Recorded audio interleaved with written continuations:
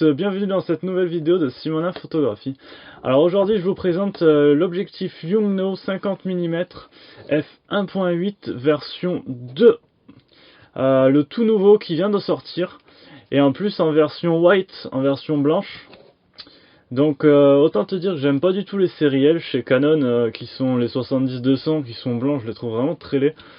Et pourtant j'adore absolument cette version white de cet objectif. Donc je te le présente, je l'ai testé déjà bien comme il faut, j'ai fait deux bons shooting portraits avec, donc je vais pouvoir déjà vraiment t'expliquer, le comparer avec l'objectif 85 mm Canon, qui est un objectif APS-C et full frame, qui est un super objectif aussi pour le portrait, je l'adore vraiment.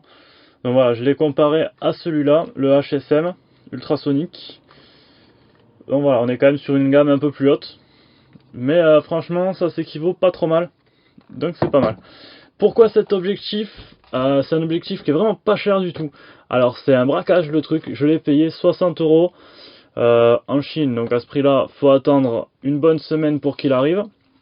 Mais franchement, 60 euros l'objectif. Je crois qu'il n'y a pas moins cher. Avec livraison comprise. Attention. On est sur un objet qui fait aussi bien la macro que du portrait, pourquoi pas du paysage. On a dessus, donc pour les caractéristiques techniques, une bague en métal qui est solide et qui est très jolie. On a une ouverture donc de f1.8 jusqu'à f22. Donc au niveau mise au point, on a une mise au point qui est minimum de 0,35 mm pour la macro, jusqu'à l'infini évidemment. La bague de mise au point, elle est un peu molle, faut dire ce qui est, donc c'est un peu tout mou. Elle est assez courte et un petit peu bruyante, donc pour la vidéo, faudra peut-être un petit peu repasser parce que ça fait du bruit. Et voilà, elle est assez juste. Donc au niveau de l'aspect physique, il y a eu deux versions sorties, une version noire et la version white. La version noire, elle a une espèce de petite granulée dessus, un peu comme le grip du 5D. C'est assez joli. Et la version blanche du coup est toute lisse. Donc franchement la peinture est très bien réussie, c'est costaud. Il est vraiment qualitatif pour le prix. Faut vraiment se rappeler du prix quand on en parle, mais franchement il est top. Donc on retrouve dessus la bague MF-AF pour la mise au point manuelle et la mise au point automatique. Donc niveau mise au point en photo, surtout quand tu commences à baisser la lumière, ça patine un petit peu, ça cherche un petit peu son focus. Ça reste quand même correct, j'ai vu pire sur certains autres objets de plus haute gamme.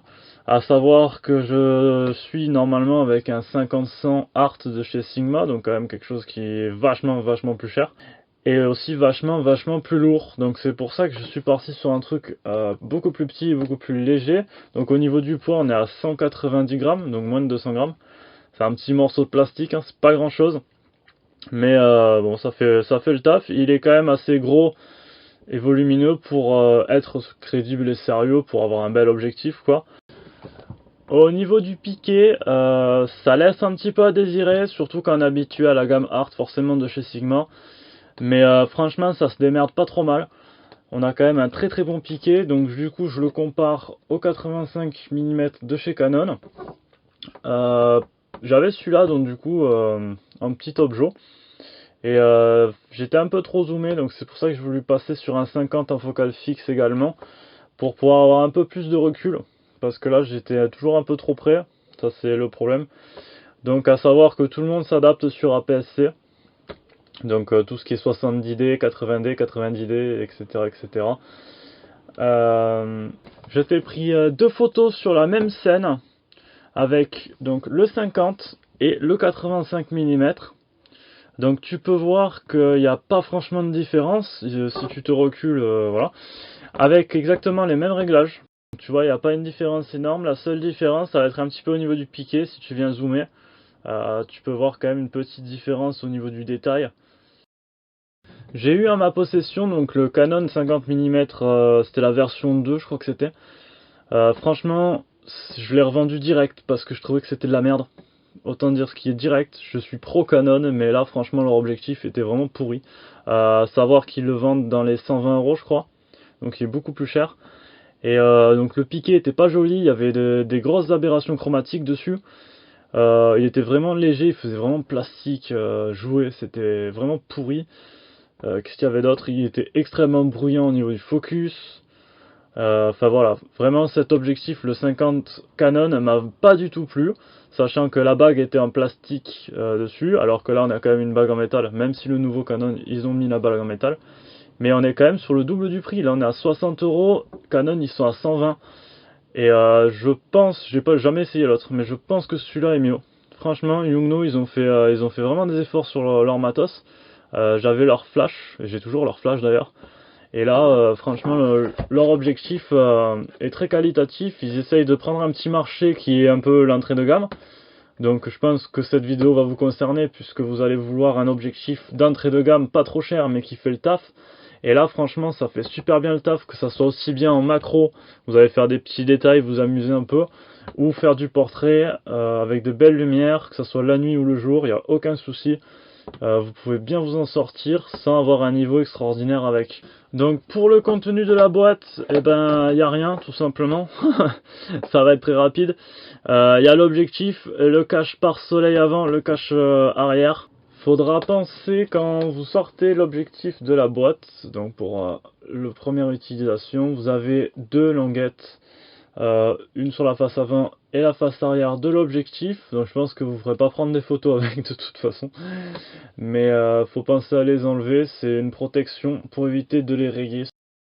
Donc ouais, je conseille très très fortement cet objectif, vraiment pour les débutants comme pour les plus gros, parce que ça peut servir de backup éventuellement dans le sac photo, ça prend vraiment pas de place, et c'est toujours utile.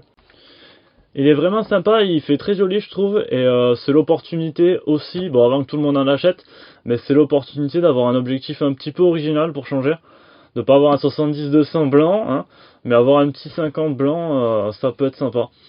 Voilà, encore une fois, on est de plus en plus nombreux sur la chaîne, ça fait toujours super plaisir, on évolue vachement de plus en plus. Je vais vous faire d'autres tests d'objectifs comme le 85 mm et d'autres qui paraîtront, je sais pas, mais au fur et à mesure où j'en touche, bah forcément je vous les montrerai, je vous ferai essayer le matos. J'ai besoin de vos retours, j'ai besoin de savoir qu'est-ce qui vous plaît, qu'est-ce qui vous plaît pas. Si on continue toujours dans la technique, moi ça me plaît de vous en parler, donc il n'y a aucun souci. N'hésitez pas à me poser vos questions également si vous en avez. Voilà, je vous remercie de m'avoir suivi, je vous dis à bientôt, ciao!